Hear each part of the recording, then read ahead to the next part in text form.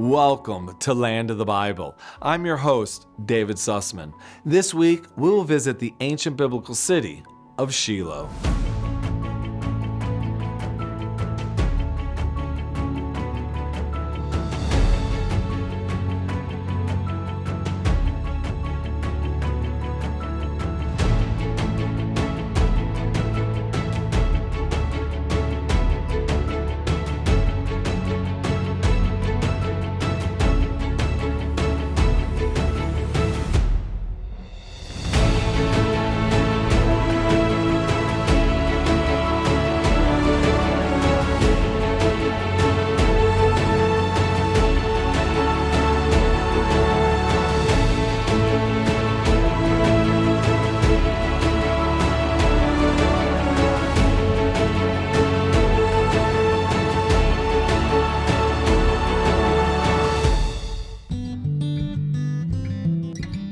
Deep in the mountainous region of Samaria, in the biblical heartland of Israel, lies one of the most sacred and significant sites in Jewish history, Shiloh.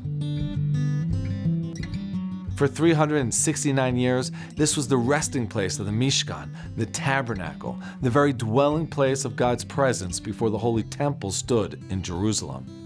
This was the seat of Eli, the high priest, the very place where Hannah poured out her heart in prayer, asking for a child, and it was here that her son, the great prophet Samuel, grew up and first heard the voice of God. But Shiloh's story is not just history, it is a continuation of biblical prophecy. Among its ruins, a new chapter is unfolding. The Bible tells us that the ashes of the red heifer are needed for purification, and here in Shiloh, these special cattle are being raised, carrying forward an ancient prophecy into the modern world. I'm David Sussman, and on this episode of Land of the Bible, we'll step into the past, explore the sacred significance of Shiloh, and uncover the mysteries of the red heifer. So join me on this extraordinary journey through faith, history, and prophecy.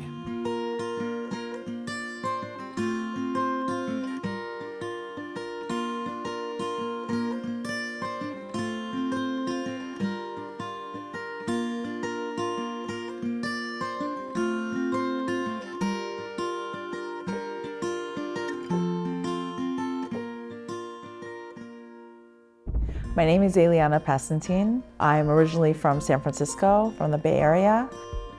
We live in the town of Eli, named for Eli, the high priest. I live right up there. Can you see there's a water tower and two homes? Our home is the one on the right. That's the direction of Tel Aviv. This is the direction of Mount Gerizim and Mount Ebal. From my house, almost 3,000 feet above sea level, we can see all of Israel. In the morning, I wake up and I see Jordan, and in the afternoon, at sunset, I can see the coast of Tel Aviv, the Mediterranean. So we felt an importance to live on these hilltops, to live in Eli, and to establish it and to develop it on the Israeli state land.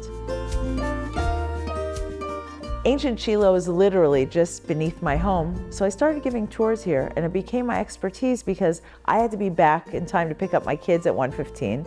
The groups that came had an hour and a half, and that's how I started giving tours here and becoming professional and giving the tour of Shiloh to dignitaries from all over the world. When a person chooses to visit Israel with their family, with a group, for whatever reason they want, it's always good to start from the beginning. The children of Israel are wandering through the desert with Moses leading them, carrying the tabernacle on their backs. And after 40 years of walking through the wilderness with Moses, Moses is not allowed into Israel, and Joshua crosses with the children of Israel, crosses the Jordan River into Israel, places the tabernacle in Gilgal, which is not far from Jericho. 7 years of conquering, 7 years of settling, and after those 14 years, God tells Joshua to come to Shiloh. I'm using the Hebrew pronunciation versus Shiloh, so every time I refer to Shiloh, it will be Shiloh. Joshua establishes the first capital city, and what I like to say, the first state of Israel. So we have the first capital before Jerusalem. Everyone knows how ancient Jerusalem is, but we're going back 3,500 years to the time that this was Israel's capital city. So what do we want to see here? First of all, we have the map. What's special about Shilo is it symbolizes unification. In Hebrew we say achdut. Everyone comes back to the core, to Shilo. So there's Judea and there's Samaria. And within Samaria there's Binyamin, that's the regional council, and the tribal inheritance is Binyamin, Ephraim, Menashe. That's all part of Shomron, Samaria, Judea. This is the Jordan River. So this would be a West Bank. This is not a West Bank. That's why we call it Judea and Samaria. This is the East Bank, and this is the West Bank. This is a bank of a river. So we need to start coming back to our roots and giving our land its biblical and historical name, Judea and Samaria. From 1922, when this wasn't even the state of Israel, this was the British mandate was here, they already had a dream to uncover ancient Shilo.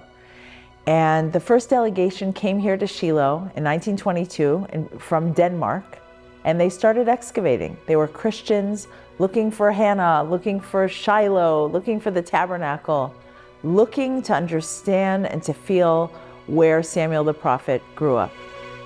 And what they uncovered was, for example, we're right here in this Byzantine church. Byzantine period is 324 to 638 CE, and they uncover a basilica. They uncover these are the pillars, and we have the Corinthian capitals, and everything here on the floor, the mosaics, everything here is original. The only thing that they built and reconstructed was this structure in the 1920s, and it's a basilica, so people could walk in and get the feeling what it was like being in a church from so many thousands of years ago. But what their excavation did is they uncovered about 6 churches from the Byzantine period, and this pointed archaeologists later on in the direction of the Tel, of the artificial mountain of where ancient Shilo really is, the nucleus, the beginning, where it all began. And not until later in the 70s, when Bar-Ilan University, Israel Finkelstein, the archaeologists come here and start digging with the Israelis that move and live here and establish modern Shilo, we find more, uncover more, and understand that this is probably Shilo. Every year, archaeologists come from Israel and from abroad and uncover our history. And we find more and more pottery shards, mosaic floors, collar-rimmed jugs from the time of Joshua, water cisterns, and there's always more and more proof that this is actually Shilo. One of the incredible discoveries is from a different Byzantine church, even a little bit more ancient, is an inscription that says, "Have peace on the inhabitants of Shilo," and it says Shilo, Siloin. And it says on the second row, there's the letter N, and then there's a C, I, the upside down V is an L, O-Y-N, Siloin. It's right there in the middle. That's the inscription. And these floors here are thousands of years old. And everywhere we look, there's an ancient find. And in ancient times, we had that N. You're from Shilo, you're a Shilonian. So that Siloin is very important to us. Because when an archaeologist comes to an ancient site, a biblical site, they have a dream to find 3 things. An inscription. I always say it doesn't have to say Hannah was here, but some kind of inscription, and we've uncovered it, we found it.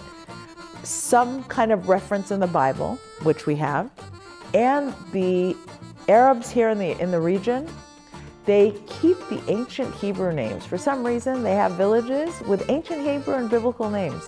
So a village here in the 18th and 19th century was called Sailun, Siloin, Sailun, and so that preserves the ancient biblical name.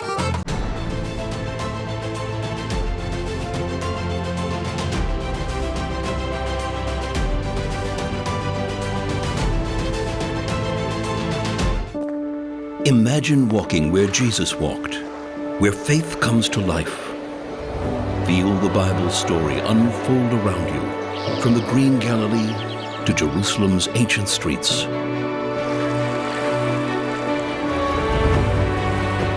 experience the serene and welcoming land of the Bible, where miracles happen. Put your heart where His footsteps are. Visit Israel.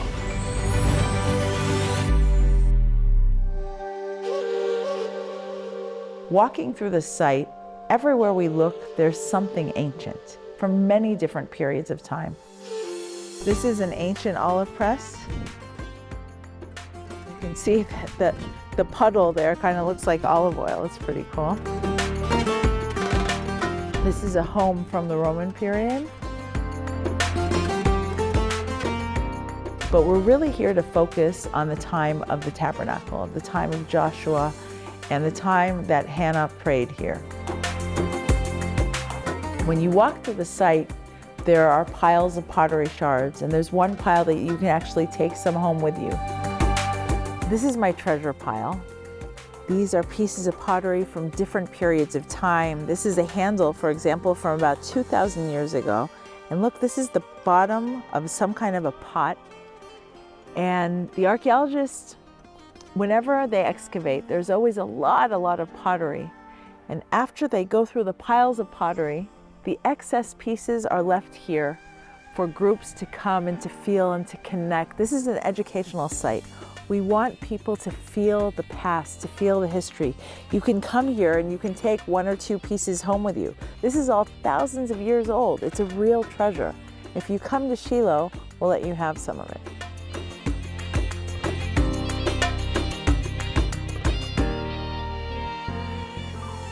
Now in the Talmud, there's a whole explanation about the fact that when the Jews would come on pilgrimage 3 times a year, let's say Passover, they're standing in line waiting to offer their sacrifice.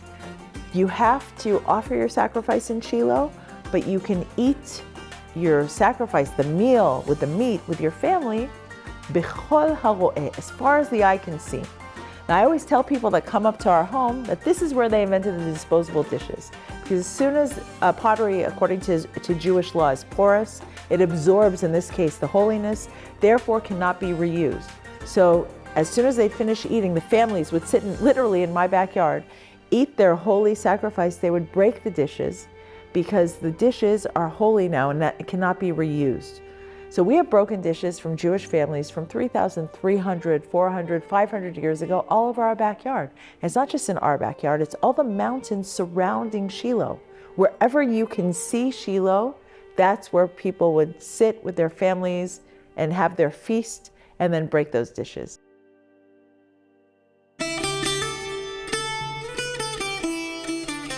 But to understand the story and to feel the story, you really have to be here, because when you walk through these paths, you can feel like you're walking through the biblical verses. There's always a dream to find 3 things in a biblical site, and one is a reference in the Bible. This is Judges chapter 21, verse 19.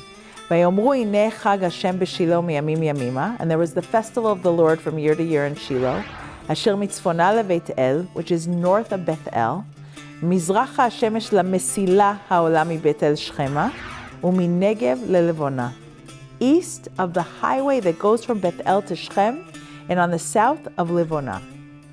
They're talking about a highway during the time of the Judges, because this same highway that we drive on today, Highway 60, also known as the Highway of the Patriarchs, was a main artery of life during the time of the Judges. I always say this is Ways of Ancient Times. It tells you how to get to Shilo. And it really, we know where Beit El, the ancient Beit El is. Bethel, the story of Jacob's ladder. We know where Livona is. The Arabs have a village called Luban, and they have another village called Beitin. We know how to find our way, and because of the archaeologists and the finds, we know where Shilo is. And we can find that way. But what's really interesting is the highway. Open up the book of Genesis and follow the path of Abraham, walking back and forth from up north, from Afula, all the way down to Beersheba. Jacob, walking back and forth, and they're parking, and their camels, and their donkeys. Joseph, after he receives the coat of many colors and he goes to look for his brothers, he's sent by his father, and finally he finds them, taking the same highway, the same ancient route. And we know the story of how they throw him in the pit, but we also know the end of the story. And that's what you feel when you come to Shilo. There's a beginning, there's a middle, there's an end, and there's a continuation. When you walk around, you have to be careful. There are ropes everywhere because there are so many water cisterns, ancient water cisterns. Now, why would we need water cisterns? If this is a capital city where 3 times a year there's pilgrimage, people are going to be hungry and thirsty and they're going to want water. So you can tell that this was a big location. This was a big capital city. The jugs that you can see in the museum, the collar rim jugs, this is just one example, but we found about 70 of those here. And that was for olive oil and grape juice. Now, why would one need grape juice, for example? If you have families walking for days and days and days, that's the ancient Coca-Cola. That's the Gatorade. That's going to give you some sugar in your blood after walking for so long. And there's wheat, and we found organic substance. We found charred raisins that were burnt in a fire, and we can date that fire to the destruction of Shilo. It's amazing. It's incredible. So these finds, first of all, they're different finds from different periods of time. Some are Roman and some are Muslim, but it's layers and layers. And I can tell you that we've only uncovered about 5% of this whole tell. So every year when the archaeologists come, they're going to uncover more and more. For example, part of the wall has been uncovered, the wall from the time of Joshua. That's interesting. But we're just uncovering piece by piece by piece, and it's like a puzzle. So we don't have a full picture yet. We know we're in Shilo, we have different finds, but there's really a lot to feel. So when you come to Shilo, there's something it's hard to explain. There's a feeling. There's a feeling of power. There's a feeling of meaning. You can feel the prayer of thousands of years. You can feel the biblical story. It's something you really want to experience, but you have to come here to sit down on one of these stones, to look at the beautiful view, to be alone with your thoughts and your feelings. It's something that I think is unique to this site because this is where prayer began. This is where the children of Israel came, one of their first stops in Israel, and established something. These are our roots. This is our history. This is the land of the Bible.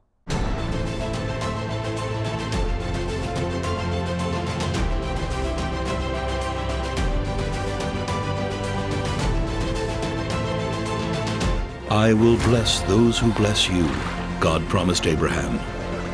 Embrace this covenant by connecting with the people of Israel. From Jerusalem's stones to Galilee's shores, experience living faith through their traditions and hospitality. Your journey is more than visiting biblical sites. It's about hearts that welcome your friendship. Your presence matters. Discover Israel.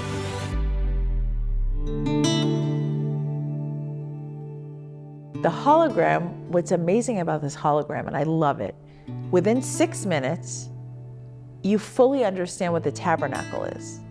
The size, the meaning, what was inside, why was there a copper sink, what was it used for? In 6 minutes, on a very high level, in so many languages. We have in Chinese and Korean and German and any imaginable language. We really, really urge you to come and watch this. This is the beginning of the tour. It's a must before you continue on your tour. In the museum, you can see the finds and feel the life here. What I love about this museum is it says that you're invited to touch Shilo's past. Usually when you're in a museum, everything's behind glass. It says, please do not touch. So here you're allowed to touch. You can touch the history, you can feel the history. It's part of us. So every window in this museum is a different period of time. We have the Canaanite period and then the Iron Age. The Iron Age is the period of the Judges, the period of Joshua ben Nun, up until the First Temple period. So this would be the main period of the story of Shilo. These are these jugs, these humongous jugs that were uncovered that I was telling you about. And it's really the collar rim jug, typical from the time of Joshua. We uncovered over 70 here in this site. And this is an interactive site. with computers and stories for kids, for adults who want to hear and learn more. It's digitized because we know that this new generation is a digital generation, and we want to connect them to the history and to the past. There are coins, there are stone vessels. The stone vessels prove that this was a Jewish city because of the pure and impure and the pottery. And according to Jewish laws, we would need stone vessels in the kitchen. There are many different beautiful artifacts here, but this is not the original. The original is the Good Samaritan Museum, but the inscription that says, "Have peace on the inhabitants of Shilo." If we look at the second row, there's an N, C, I, upside down V is an L, O, Y, N. Silo, Siloin. This is Shilo. This is exciting. This was uncovered in 2006, and from that day we know for a fact, everyone agrees that this is the ancient site of Shilo. And ancient archaeological sites, there are always different ideas. Is this really the site? Is King David really buried where he's buried? Is that really David's city? Is this really the Western Wall? This is definitely Shilo, and it's exciting and it's magnificent and amazing. So we go all the way through the Muslim period, Ottoman Empire, to the British rule and today. And if we remember, the modern excavations began here by the Danish excavation here. There's a letter from Denmark, and the head of the excavation came here in 1922.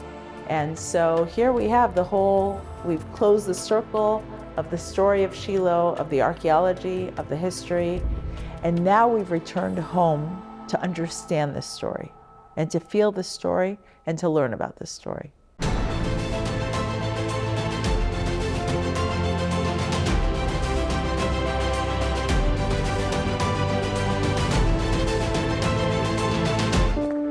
Imagine walking where Jesus walked, where faith comes to life. Feel the Bible story unfold around you, from the green Galilee to Jerusalem's ancient streets. Experience the serene and welcoming land of the Bible, where miracles happen. Put your heart where His footsteps are. Visit Israel.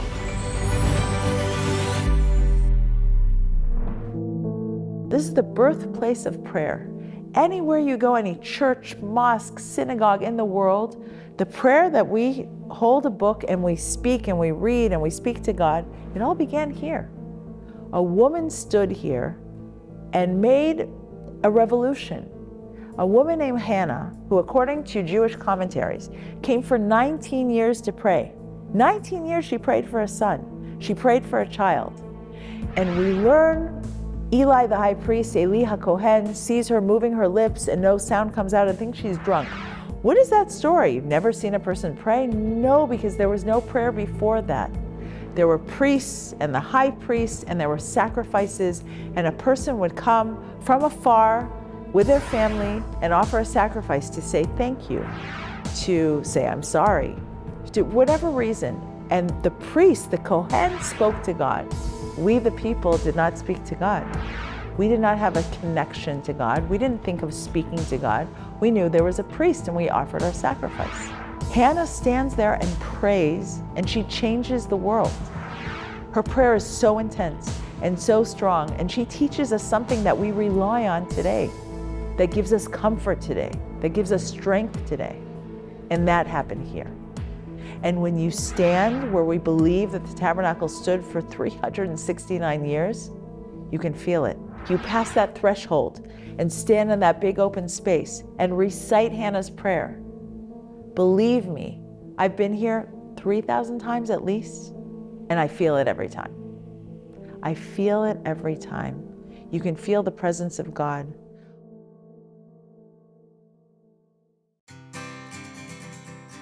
The biggest and newest attraction here is to see the Red Hefers.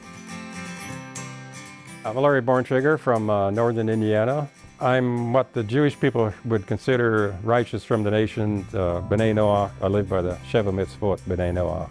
6 years ago, I think it was, the Temple Institute was looking for a red heifer in Israel. They couldn't find any. So the farmers that were for 30 years thinking that maybe Israel might need one, they said we might have some. So some of the rabbis went over and looked at them. Sure enough, these 5 qualified. The interesting thing about that, first of all, is that usually they'd have tags in their ears, which would disqualify them. But because of COVID, to say, the person who usually would do that didn't come out to the farm to tag them.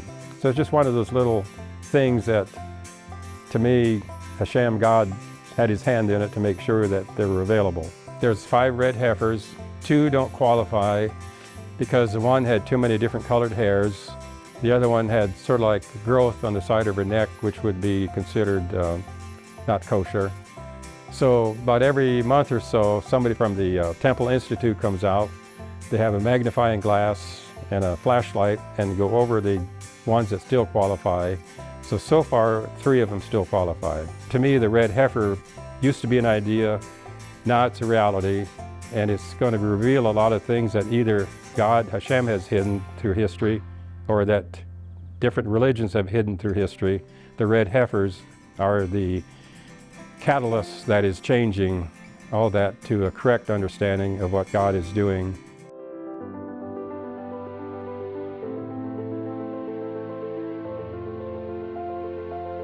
In the heart of the Judean desert, where the mountains meet the shores of the Dead Sea, stands one of the most legendary strongholds in history, Masada.